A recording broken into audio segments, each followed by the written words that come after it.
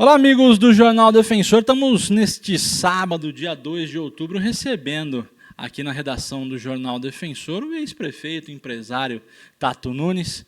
Primeiro, né, Tato, para a gente bater um papo aí a respeito, voltou agora para a presidência da FETAC, né, que comanda aí os destinos do ITS aqui na nossa cidade, mas é claro, a gente também não pode deixar de falar de política. Nós vamos bater um papo interessante aqui na redação do Jornal Defensor. Tato, primeiro um bom dia, conta para a gente o que levou o senhor mais uma vez a assumir aí a FETAC aqui da nossa cidade. Bom dia a todos os ouvintes e telespectadores, né? Porque eu tenho acompanhado o trabalho diário do Defensor, vocês estão de parabéns. O Gabriel, o Mari, toda a equipe de redação, estão muito bem instalado e tem divulgado as notícias de Taquaritinga e região com muita precisão, com muita isenção. É isso que eu tenho sempre elogiado o trabalho de vocês, que é um trabalho de jornalismo sério, correto, e que hoje em dia a gente não encontra com muita facilidade. Vocês não têm rabo preso com ninguém, isso que faz com que o Defensor tenha tanta gente assistindo, tanta gente lendo, pela qualidade e pela lisura com que vocês fazem o jornalismo. Na verdade, eu fiquei fora do ITS, depois de ter sido presidente. Aí quem me substituiu foi o doutor Ney Sudano, que inclusive fez um belo trabalho. E aí eu fui indicado pelo Lions, porque o Conselho Curador da FETAC, que é a fundação mantenedora do ITS, é indicado por 2 representantes da Prefeitura, 2 da Câmara, um do Lions, um do Rotary, um da Delegacia Regional de Ensino e um do corpo docente, outro do corpo discente e da loja maçônica Lírio Badaró. São 10 indicados. Aí eu me coloquei à disposição porque o ITS hoje tem 7 cursos em funcionamento. O diretor é o Dr. Mamoru Yamada, e tem o curso de pedagogia, psicologia, administração, agronomia, ciências contábeis, engenharia civil, engenharia de produção. E um trabalho aí de toda a equipe do Conselho Curador, capitaneada pelo doutor Ney, e com uma ajuda muito grande do conselheiro doutor Dimas Ramalho, nós estamos para implantar o curso de Direito. Já teve a avaliação do MEC, a nossa nota foi 4,25, 85% do total dos pontos, e estamos só aguardando agora o resultado final. Como eu já passei, nessa época que eu fui presidente, o ITS passou para o MEC, foi uma transição difícil, aí ficou uma faculdade pública de direito privado. Você vê, na mesma época, Ibitinga foi a prefeitura encampou, ficou pública, definitivamente. Matão vendeu e ficou particular. E nós, para mantermos o curso até hoje, tivemos esse trabalho aí de muito esforço e criando cursos. Você vê, nós atravessamos a pandemia, teve faculdades aqui que, infelizmente, o Santa Júlia, que fechou, e nós, esse pessoal que ficou aí, teve a habilidade e competência de segurar os alunos aí mesmo à distância, e a faculdade hoje é uma faculdade, pela nota que nós tivemos, pelas instalações e pela capacidade, pelos professores, tem tudo para continuar melhorando, evoluindo e engrandecendo o ensino da nossa cidade. Tato, e aproveitando que a gente está batendo esse papo, você voltando aí para a administração da FETAC, vamos especificar um pouquinho mais essa situação, esse 1 ano e meio, 2 anos de pandemia. Na visão do senhor, O ensino poderia ter voltado um pouco antes? O que o senhor imagina em relação a isso? Olha, você tocou num ponto fundamental. Infelizmente, a pandemia, sobretudo no Brasil, ela foi muito politizada. Então, enquanto um defendia o tratamento preventivo, outros criticavam porque partia do lado oposto. Quer dizer, era aquela política que nós tínhamos antigamente em Taquaritinga de torcer para ir mal. E o que aconteceu? Criou-se uma cultura de não poder ir na escola.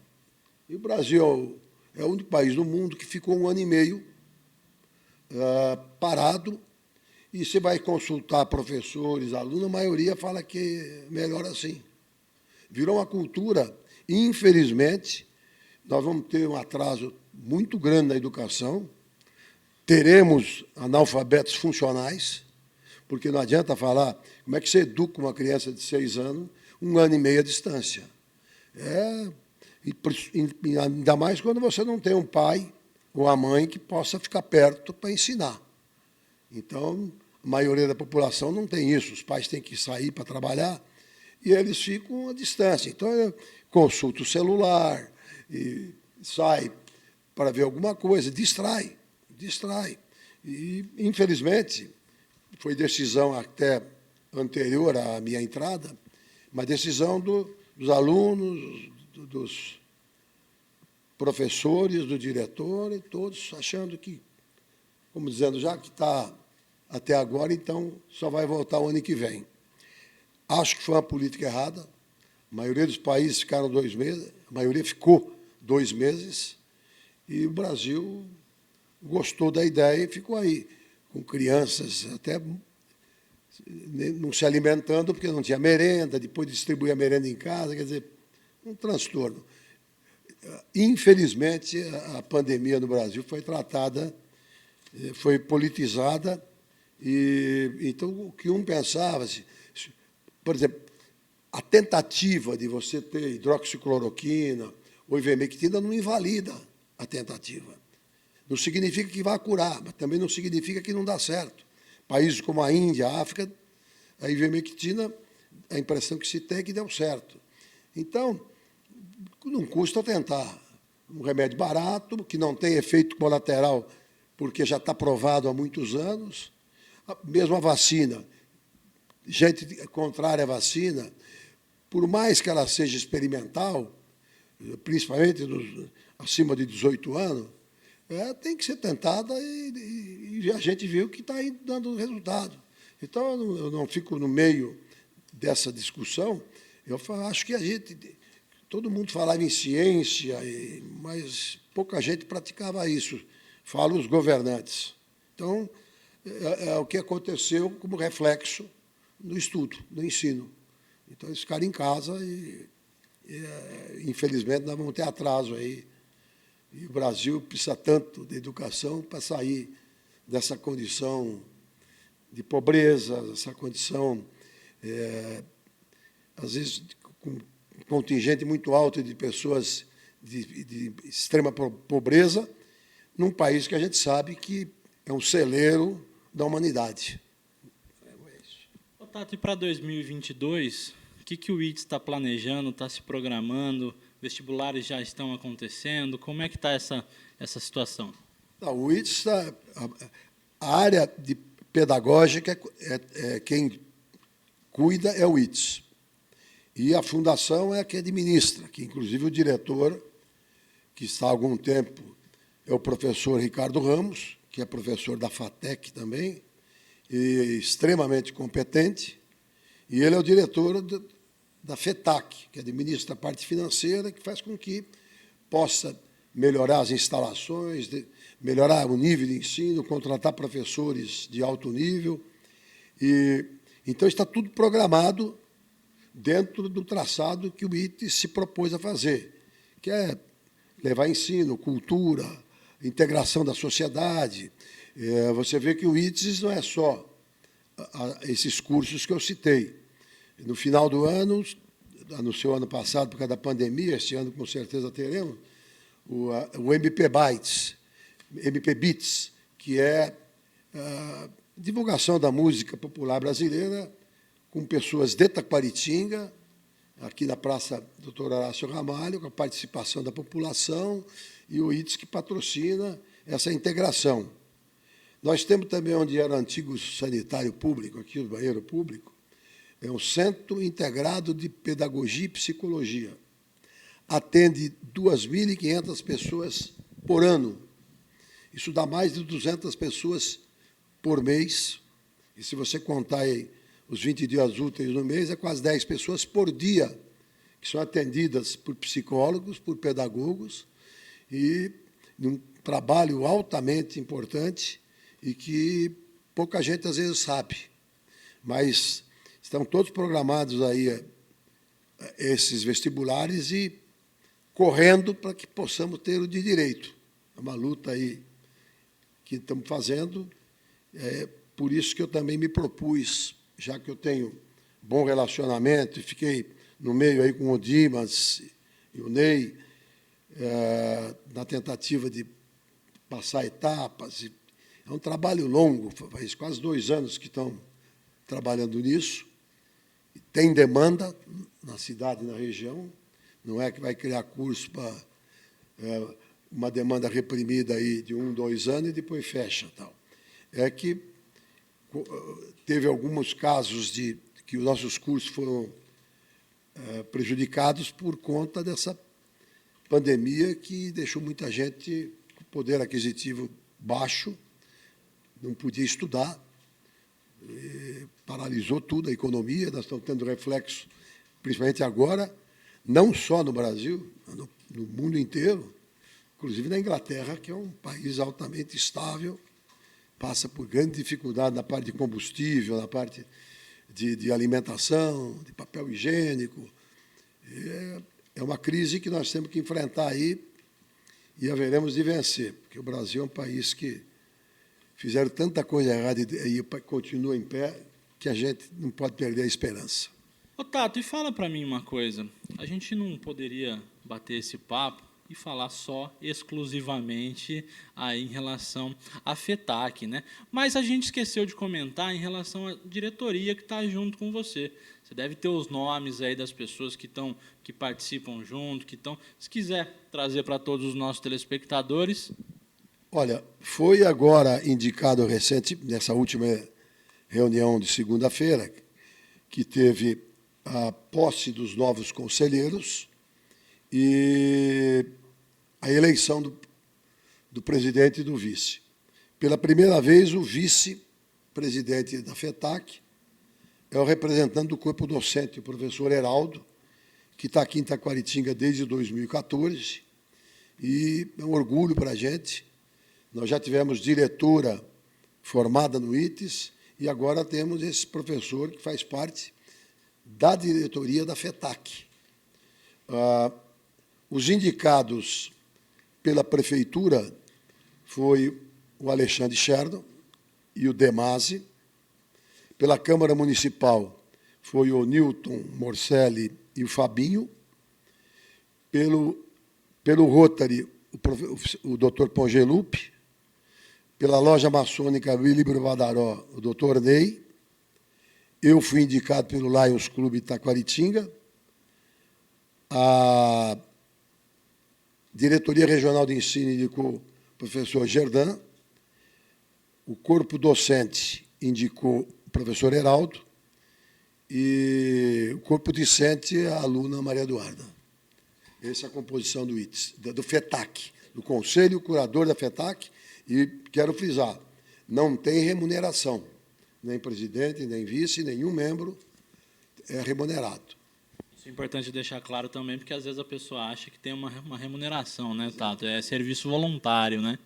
O serviço voluntário não tem remuneração nenhuma.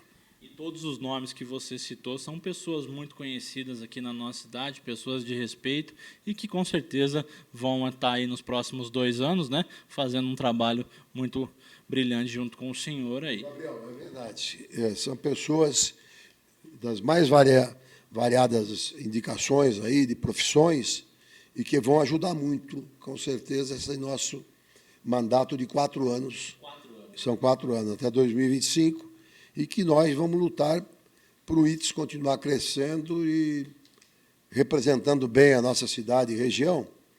Eu só esqueci de falar de um ponto que também atrapalhou a volta ao ensino. As prefeituras não cediam ônibus para os alunos viajarem para cá. Como tem muita gente de fora, criou-se esse problema também. Então, é aquela cultura de não pode nada, mas para pegar metrô, para pegar transporte coletivo, aí pode. Aí o vírus não atua. Complicada a situação, né? Alguns pontos que também precisariam ter sido vistos acabaram ficando aí sem muita observação, sem muita análise dos nossos governantes. Mas, falando agora um pouco de política, né, a gente não pode conversar com o Tato Nunes sem conversar da política municipal. Você vê que a gente começa a falar de política, o semblante do Tato até muda, né? Ele já fica assim mais animado com o tema. Tato, a gente está aí seguindo para o segundo ano, né? Já estamos caminhando aqui o final desse primeiro ano, depois da reeleição do prefeito Wanderley Márcico. Nas últimas eleições, o senhor não apoiou o Wanderley, já havia o apoiado em outras oportunidades, mas dessa vez optou em apoiar o ex-prefeito Paulo Delgado, que no passado os senhores caminharam em grupos opostos. O que não deu liga nesse projeto? A política é um processo dinâmico. Você vê que o Wanderley era do lado apoiava o Sérgio Salvani e junto com o Paulo Delgado. Passado um tempo, o Wanderley rompeu com o Sérgio e apoiou o Milton. O Paulo Delgado também rompeu com o Sérgio e apoiou o Milton. Acabou sendo candidato contra o Milton e contra o Sérgio. O Wanderley hoje ficou com o Sérgio, teve o apoio do Paulo na eleição, no primeiro mandato dele, e depois romperam, e o Paulo passou a ser adversário do Wanderley, que havia composto com o Sérgio. Então, o Wanderley ficou com o grupo, junto com o Sérgio Salvani, voltou, né? E o Paulo, depois de muito tempo, nós ficamos muito amigos. E tivemos aproximação. Ele escolheu o vice do MDB, que é o Vadinho. Então, nós fizemos uma composição partidária, e nós indicando o vice. Lá atrás, o meu pai apoiou uma vez o Valdemar D'Ambrosio, indicando o vice, que foi o doutor Horácio Ramalho, e ganharam as eleições, inclusive. Então, eu cheguei a apoiar, depois de ter apoiado o Milton se coligou com o PT, e eu fiquei fora. Acabei apoiando o Sérgio, e depois voltei a apoiar o Milton. Então, é um processo dinâmico, eu não vejo... é um apoio normal. Nessa campanha, eu apoiei, mas você vê, não participei de programa de rádio, de comício, embora não teve mais comício, né? Mas apoiei, evidentemente, por uma questão de achar que era um candidato bom para a cidade. O Wanderley ganhou aí com expressiva votação, foi o desejo da população, e democracia é isso. Tem que respeitar a opinião pública. E nós, que somos taquaritinguenses, vamos apoiar no que for possível, ajudar no que for possível, e para nós, quanto melhor a cidade for administrada, melhores as benfeitorias, e a gente quer isso para a nossa cidade. Então, eu não tenho nenhum tipo de rancor, não tenho nada com o Wanderley, me dou bem com ele, e torço para que faça uma boa gestão. Na visão do senhor, vem fazendo uma boa gestão ou está deixando a desejar em alguns pontos? Olha, o Wanderley trabalha muito, é uma pessoa esforçada, você vê que ele se dedica 24 horas por dia pelo município. O município é um município pobre, atravessa aí uma situação de pandemia que, embora tenha vindo muito dinheiro, muita coisa não funcionou. E a cidade, a população, com essa angústia, você não poder sair de você ficar com os filhos em casa, não poder sair, não poder ir para a escola, não poder se divertir, mudou um pouco. Quando os meus filhos e netos for contar para as outras gerações o que aconteceu nesse 1 ano e meio, muita gente não vai acreditar, porque foi um ano muito difícil. Agora, as prefeituras receberam dinheiro, o prefeito tem se esforçado aí muito para tentar trazer obras e melhorar a cidade, mas não estou fugindo da resposta, não. Como ex-prefeito, fica muito chato eu comentar, porque se você elogia, você quer agradar. E se você falar mal, você está despeitado. Então, eu deixo a população fazer esse tipo de julgamento. Eu acho que ele trabalha, ele tenta fazer de tudo, às vezes trabalha até pegando no batente. A gente vê, às vezes, ele aí subindo em telhado e tal. Mas, agora, eles têm dificuldade dentro da prefeitura, na engenharia, na parte de médico, em todos os setores. A prefeitura hoje é uma máquina muito inchada e que você tem dificuldade de administrar, porque também, com meio expediente, que se acostumou lá atrás, mal remunerado, como são os funcionários, você tem dificuldade, não é igual a uma empresa pública. E aí cabe um jogo de cintura aí que você precisa ter com a Câmara, com a população e com os funcionários públicos. Eu espero que se ele conseguir esse Porto Seco, por exemplo, que é uma aposta difícil e grande que o prefeito está fazendo, será um marco da administração dele para o resto da vida. E aí o senhor já puxou a minha próxima pergunta, né? O que o senhor acha em relação a esse Porto Seco? Vai sair aqui na nossa cidade? O que o senhor tem acompanhado? O bate-papo com os empresários, com os investidores que o senhor conhece? O que o senhor escuta em relação a isso? Olha, a gente tem ouvido muito mais a parte política. Você vê, às vezes, a Câmara de Matão se manifestando, porque o prefeito não batalhou e pode ser que saia em Taquaritinga. Você vê aqui o prefeito mostrando a área que está pronta para ser desapropriada, de 30 alqueires, que já tem... E todos destacam a posição geográfica como sendo a melhor. Eu não sei se tem um levantamento técnico, onde realmente, se o entroncamento com a Faria Lima é mais importante com a SP-333, ou também está perto da Washington Luiz, pela malha ferroviária que passa aqui, passa em Matão, passa em Araraquara. É uma disputa política que, na primeira vez que o prefeito me falou, o Vanderlei, eu confesso que achei um sonho meio mirabolante e não acreditei. Depois, uma conversa mais recente, de que o governador, o vice-governador, outras pessoas estavam aí envolvidas, você fica acreditando. Mas eu não vi nenhum pronunciamento que você tem que ter o apoio do governo. Tem que ter as licenças do governo federal. E eu não sei como se encontra isso. Na época que o Vanderlei chamou, até estava o Paulo, estava tentando unir todas as forças, mas não teve continuidade prática. Por exemplo, eu não fui pedido nada para tentar, com o Baleia, Rossi, ou outros, com o Dimas, falar com o governador, o próprio meu irmão falar com o presidente e tal.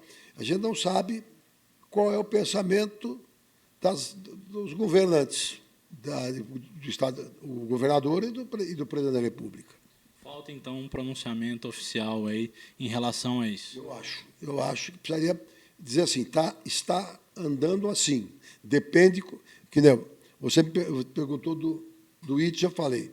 O curso de Direito, depois de 2 anos, veio uma inspeção do MEC, fez a avaliação, deu a nota, estamos aguardando um parecer que não é um parecer técnico da OAB, que ela não é decisiva para quem decide é o MEC, mas é importante que também faça uma avaliação positiva para acelerar o processo. Então, tem começo, meio e fim. Nós estamos no começo, e eu não sei se está no meio, precisa ter uma posição mais clara para nós sabermos o que pode ser feito e como que as pessoas que representam Taquaritinga, o que tem força política, o que tem força de influência, pode ajudar. E aproveitando também, a gente voltando um pouquinho nesse tema de política, né? O senhor trabalhou na eleição de alguns vereadores, como o senhor sempre fez, sempre teve contato mais próximo com os vereadores. O senhor que é do MDB, presidente do MDB aqui na nossa cidade, o que o senhor está achando, o que o senhor está vendo o trabalho que os vereadores do MDB estão fazendo na bancada aqui na Câmara de Taquaritinga? Bom, nós temos 3 vereadores, o tenente Lorenzano, que é o presidente da Câmara, o Denis Machado e o Tonhão da Borracharia. Eles trabalham muito. O Tonhão, se você vai em qualquer canto da cidade, ele está presente. O Denis também está sempre pedindo, ligando, tentando conseguir as coisas para a cidade. E o tenente Lorenzano está mais próximo, porque ele foi presidente da Câmara, apoiado pelo prefeito. O vereador depende do prefeito, porque você faz indicação, mas é o prefeito que atende. Com essa pandemia, e também com essas reuniões, sessões de Câmara à distância, também deixa a gente sem saber muita coisa, a não ser o trabalho brilhante que vocês fazem de cobertura, a gente não fica acompanhando as sessões de Câmara online, porque também fica sem graça, a pessoa acaba preferindo... Entrando nessa seara, o senhor acha que as sessões já deveriam voltar a ser presenciais? Sem dúvida, sem dúvida. Você tendo protocolos, seguindo protocolos, mantendo distância, quando estiver próximo, por máscara, depois que todos vacinaram praticamente, quer dizer, não tem sentido. Todas a atividade que eu trabalho em engenharia civil não parou um dia. Quem foi penalizado? O comércio, os bares, como se lá tivesse o foco do vírus.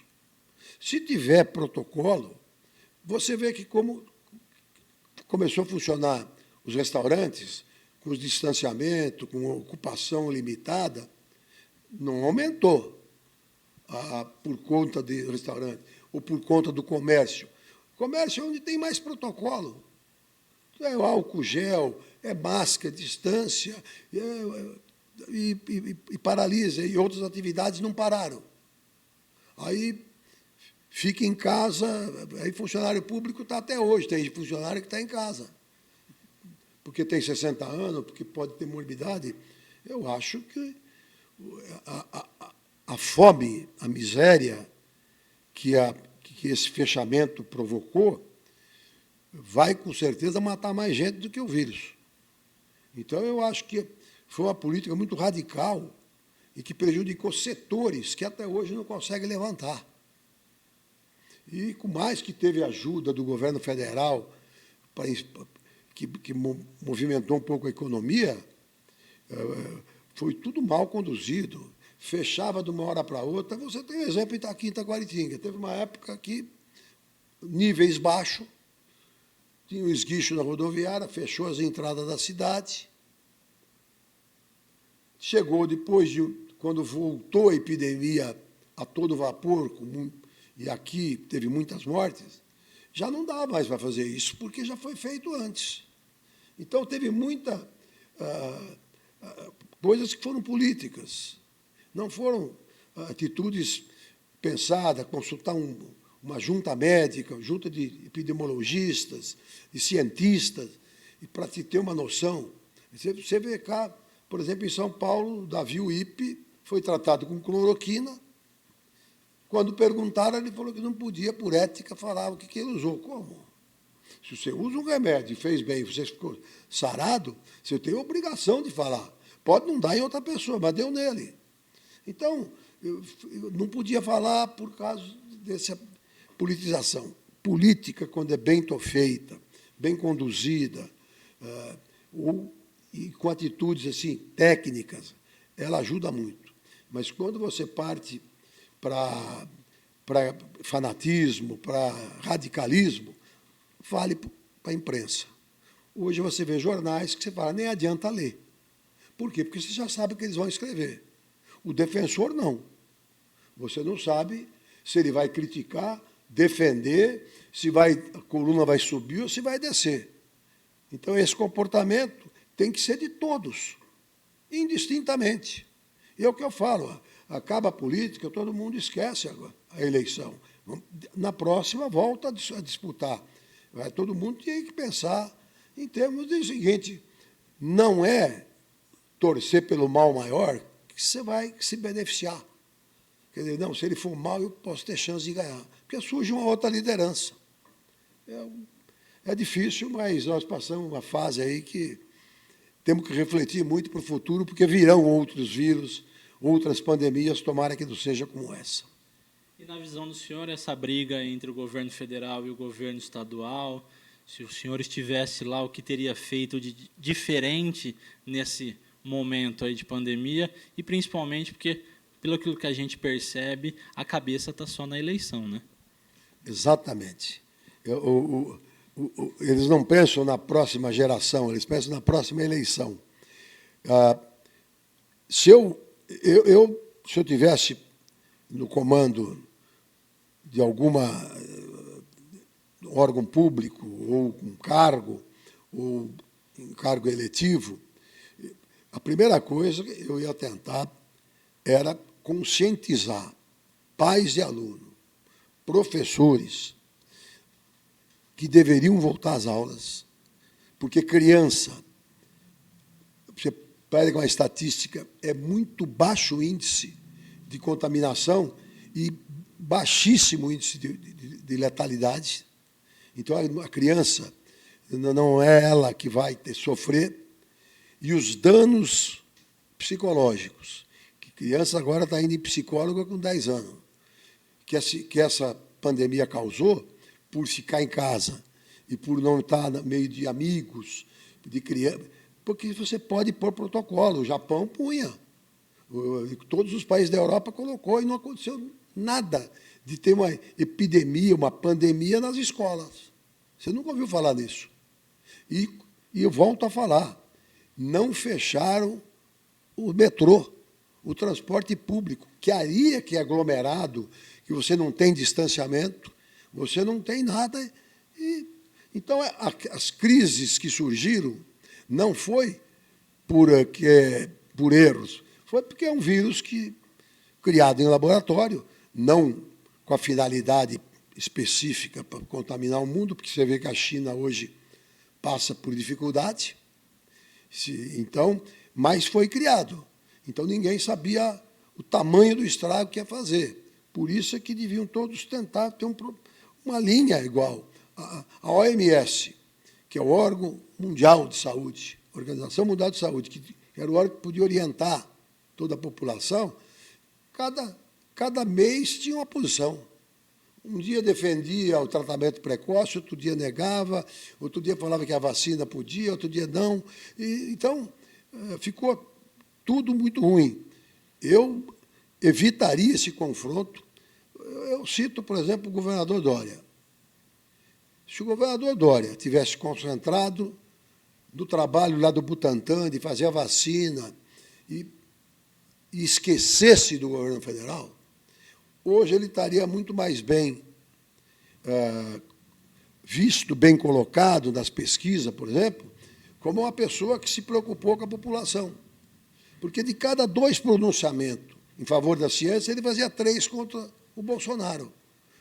Pô, se o Bolsonaro não estava usando máscara, se dá um mau exemplo, você não entra no detalhe para não... De tudo era política. Você vê essa CPI. A CPI que podia fazer levantamento onde foi aplicado o dinheiro nos respiradores aí dos municípios, tudo, só se concentrou em ver se pegava alguma coisa do Bolsonaro. Então está aí um circo armado faz 5 meses, convocando pessoas, médicos, empresários, destruindo currículos e por uma questão política.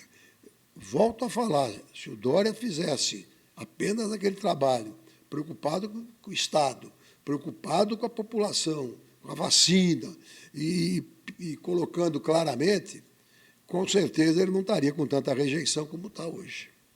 E no governo federal, o que poderia ter sido feito de diferente? Então, o governo federal, eu acho que o que ele pôde fazer em termos de ajuda, ele fez mais do que podia. O erro do Bolsonaro é que ele fala, às vezes, demais e erra. Por exemplo, ele vai inaugurar uma ferrovia que vai para o norte, ligando o Nordeste brasileiro, o Centro-Sul brasileiro. Naquela semana, quando vai inaugurar, em vez de ele destacar esse grande conquista, ele sai do PSL e é notícia em cima dele, paulada em cima dele, porque a grande imprensa é esquerdista, é contra o Bolsonaro.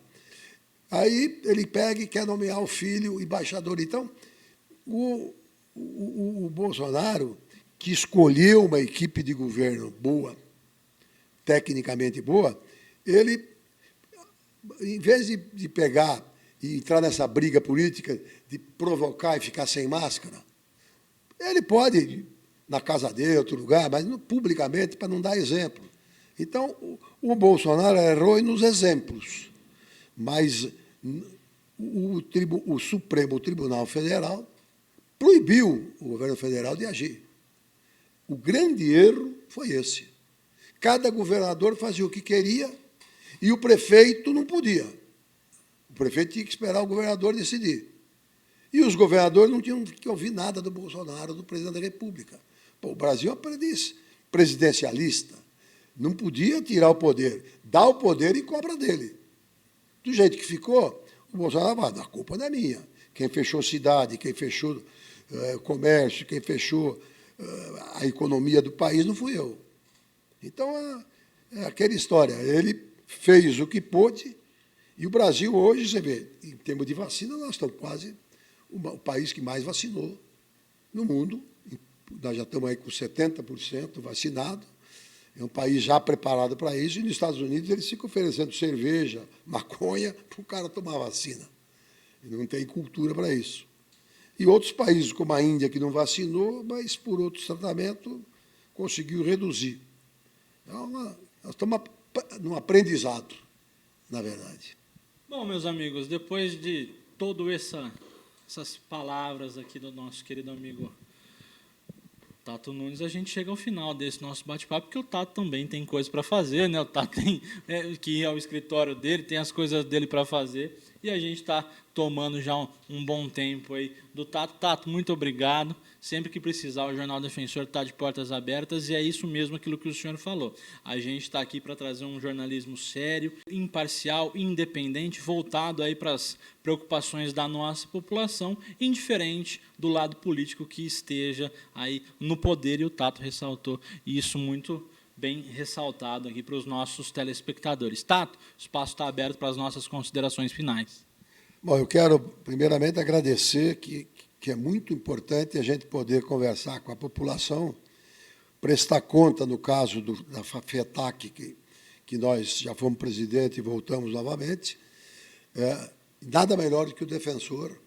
Eu quero aqui agradecer você, Gabriel, Mário, com quem, ao longo do tempo, aprendi a conviver, respeitar, porque vocês, com muita dificuldade, enfrentando aí, eu falo com experiência do nosso jornal que fechou, jornais aí que fecharam, e vocês mantiveram a linha, a conduta e continuaram crescendo.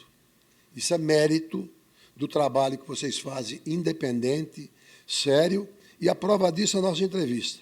Nós não combinamos nada.